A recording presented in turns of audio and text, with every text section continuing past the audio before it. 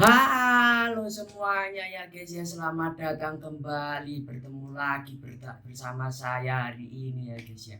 Jadi pada video kali ini saya mau mengingatkan buat kalian semua, kalian inget gak ini hari apa?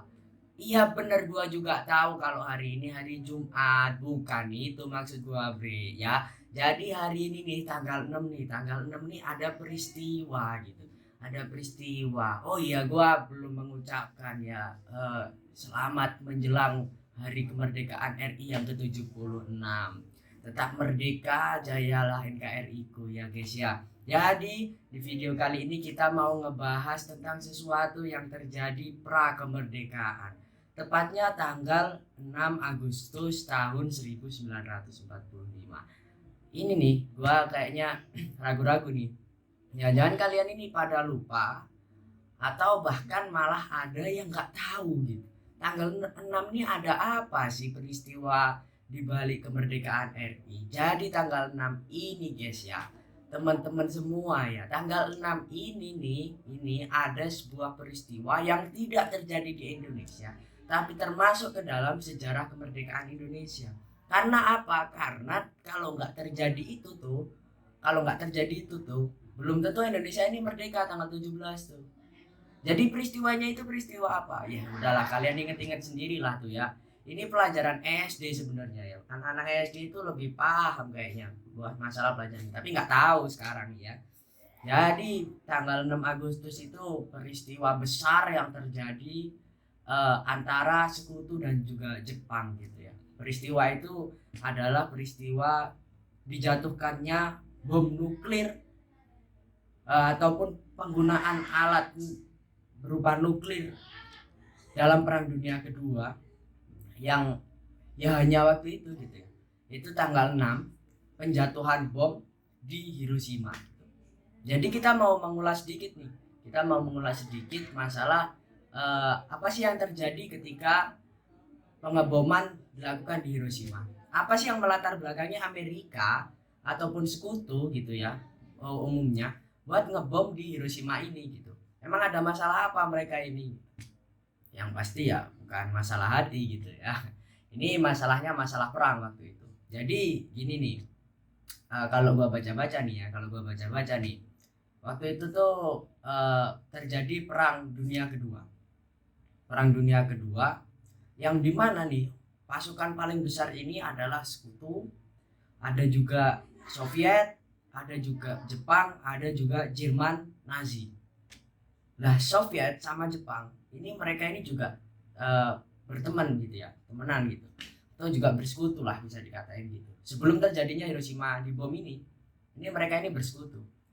Nah yang besar ini adalah Sekutu ini yang paling besar adalah Amerika sama Britania Raya, atau kalau sekarang dikenal itu negaranya yang paling besar Inggris. Jadi waktu itu eh, apa namanya, Sekutu ini sudah mengultimatum ataupun mendesak kepada Jepang untuk segera menyerah. Kan tetapi Jepang masih belum mau nyerah gitu ya. Belum mau nyerah karena Jepang ini menuntut, gua mau nih nyerah, tapi ada 3 syarat. Gitu. Ada syarat-syaratnya. Nanti kalian cari sendirilah syarat-syaratnya ya. Jadi yang udah nyerah nih ada Jerman Nazi.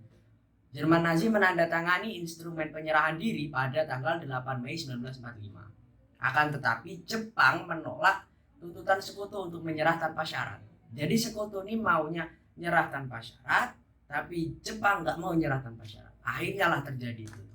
Jadi ini adalah penggunaan senjata nuklir masa perang untuk pertama dan terakhir kalinya dalam sejarah. Bom di Hiroshima dan Nagasaki. Tapi yang mau kita bahas ini yang di Nagasaki. Ini menewaskan lebih dari 129.000 jiwa. Ini yang terdeteksi ya, nggak tahu yang lainnya. Jadi awal mulanya ini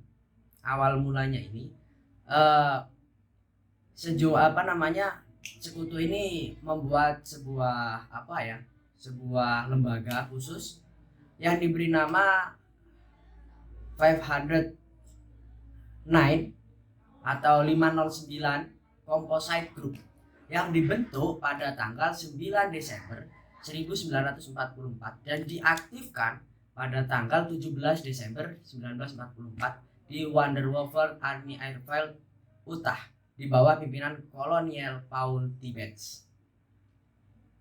509 Composite Group terdiri dari 225 perwira resmi dan 1542 prajurit resmi. Hampir semuanya ini dikerahkan dalam operasi ini. Semuanya ini digunakan dengan baik. Gitu ya. Oke. Jadi selama beberapa bulan nih setelah operasi Downfall ini, yakni menjelang operasi Downfall ini. Jadi operasi yang dilakukan ini Sekutu menamakan operasi Downfall. Operasi Downfall ini adalah operasi yang dilakukan untuk menyerbu Jepang. Operasinya terbagi menjadi dua nih. Yang pertama yakni operasi Olimpik, yang kedua operasi Koronet. Yang paling besar rencananya dilakukan adalah operasi Olimpik. Ini operasi darat yang rencananya nanti bakal menguasai sepertiga daratan Jepang. Bayangin tuh, sepertiga daratan Jepang mau dikuasai sama Sekutu. Ya nggak mungkin lah Jepang mau tuh kan. Oke, akhirnya Jepang nggak mau, terus muncullah beberapa operasi-operasi. Akhirnya Amerika Serikat ini, atau lebih umumnya disebut Sekutu ya, menjatuhkan lebih dari 63 juta selebaran di seluruh Jepang yang berisi peringatan serangan udara kepada warga sipil. Jadi sebelum pelaksanaan atau pengeboman di Hiroshima ini, Amerika ini sudah mengeluarkan selebaran-selebaran gitu.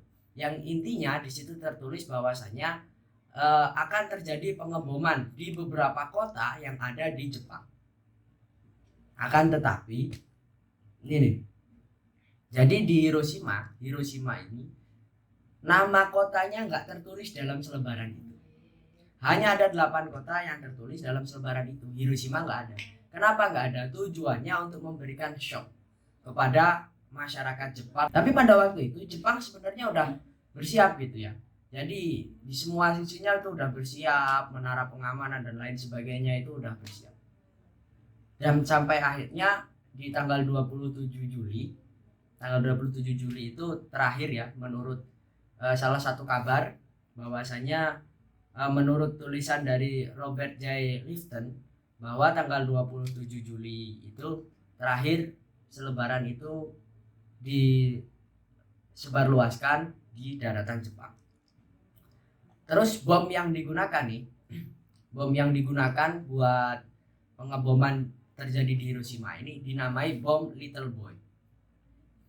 Ini yakni bom yang dibuat pada awal Mei 1945, proyektil uranium 235 selesai dibuat tanggal 15 Juli dan targetnya dibuat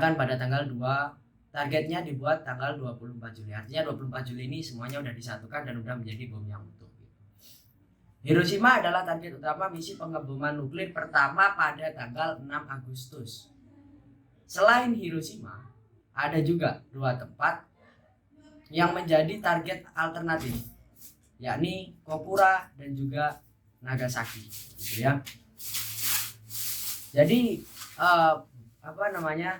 prosesnya ini terjadi pada tanggal 5 sampai 6 Agustus.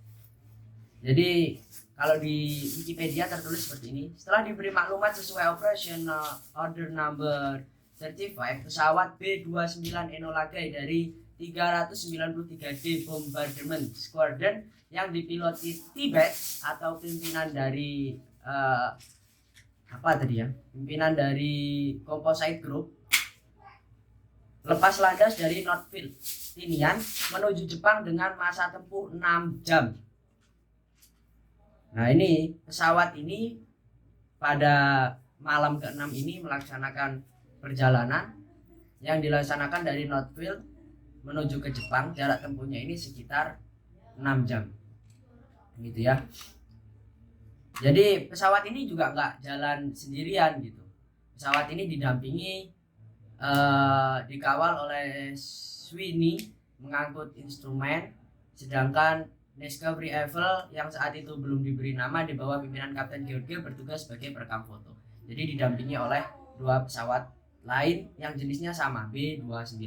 Setelah meninggalkan Tinian, pesawat terbang di atas Iwo Jima untuk menjemput pesawat Sweeney dan Marquand pukul 5.55 pagi ya, berarti waktu Jepang, di ketinggian 9.200 kaki atau 2.800 meter untuk melanjutkan penerbangan ke Jepang. Pesawat tiba di target pengeboman dengan cuaca cerah di ketinggian 31.060 kaki atau 9.470 meter. Pearson sebagai pemimpin misi mengaktifkan bom di udara untuk mengurangi risiko saat lepas landas. Ya, pada malam tanggal 5 sampai 6, radar peringatan awal Jepang ini udah melacak penerbangan sejumlah pesawat Amerika Serikat yang mengarah ke Jepang bagian selatan. Radar melacak 65 pesawat pengebom ke arah Saga, 102 ke arah Maebashi, 261 ke arah Nishinomiya, 111 ke arah Ube, dan 66 ke arah Imabari. Gak ada yang menuju ke Hiroshima ya. Siren serangan udara dinyalakan dan siaran radio dihentikan di sejumlah kota termasuk Hiroshima. Siren kondusif. Jadi pada waktu itu udah dianggap aman lah. Tanggal 5 malam 6 itu udah aman gitu. Jadi jam 00.05, sekitar 1 jam sebelum pengeboman. Ya 00.05 nih, 00.05 berarti malam tuh ya, baru pindah waktu. Itu siren tanda bahaya udah diberhentikan. Artinya wah udah aman nih, udah aman. Tapi siren nyala lagi tuh. Sirene nyala lagi ketika strike flush atau pesawat ini kembali terbang ke atas kota yang ada di Hiroshima. Jadi nyalanya lagi itu 1 jam sebelum pengeboman. Lah pada pukul 8 ini beda posisi ya. Itu tadi sirene yang ada di Jepang, ini yang dari pihak sekutu. Jadi pada pukul 8:09 T-Batch memulai misinya dan menyerahkan kendali pesawat ke perwira pengebom. Artinya T-Batch ini sebagai ketua komposit tadi nggak ngebom sendirian gitu, tapi dia membawa seorang bahasanya kita pakai tukang ngebom gitu aja lah ya, tukang ngebom namanya Mayor Thomas Verebe. Bom dilepaskan pada pukul 8:15 waktu Hiroshima sesuai rencana. Little Boy yang mengangkut lebih dari 64 kg uranium memerlukan waktu 44,4 detik untuk jatuh dari ketinggian jelajah 31.000 kaki menuju ketinggian ledakan 1.900 kaki di atas kota. Jadi butuh waktunya itu 44,4 detik, nggak sampai 1 menit tuh jatuh kan ya, yang menghasilkan kejut ledakan yang sangat dahsyat pada waktu itu. Akan tetapi karena angin samping, bom meleset dari titik acuannya kira-kira 240 meter. Dan bom ini meledak tepat di atas klinik bedah Shima. Ledakannya setara dengan 16 kiloton TNT. Senjata ini dianggap tidak terlalu efisien karena hanya 1,7% material bom yang mengalami fisi. Radius kehancuran total mencapai 1,6 km, sedangkan radius kebakaran mencapai 11 km persegi. Bayangin tuh, 11 km persegi itu kebakaran semua tuh. Bayangin aja dulu, moga-moga gak kejadian tuh. Orang-orang di darat melaporkan melihat pika atau kilau cahaya terang yang diikuti don atau bunyi dentuman yang sangat keras. Sekitar 70.000 sampai 80.000 orang, 20.000 diantaranya tentara, atau 30% penduduk Hiroshima tewas akibat ledakan dan kebakaran pasca ledakan, dan 70.000 orang sisanya cedera. Tuh, bayangin coba, sebuah kejadian yang sangat besar. Kalian ini, lu semua nih nggak tahu gitu, bahkan lu semua lupain gitu. Lalu kira mantan lu lupain. Ini peristiwa gitu ya. Oke lah, semoga video ini memberikan pembelajaran buat gua lah ya, khususnya buat gua sendiri. Dan buat lu yang udah nonton, makasih ya yang udah nonton. Kita lanjut ke part Nagasaki yang bakal upload besok lah waktunya gitu ya. Waktunya kapan ya nanti tunggu aja gitu. Ya lu cari-cari dah tuh di internet kapan kejadian bom Hiroshima Nagasaki. Jangan lu selesai nonton video ini lu udah percaya gitu aja sama video ini. Jangan, lu cari-cari lagi tuh informasi-informasi yang lain. Udah ya, sekian dulu dari gua. Ya kalau ada manfaatnya ambillah, kalau nggak ada ya udah, lu udah nonton gitu, mau gimana lagi.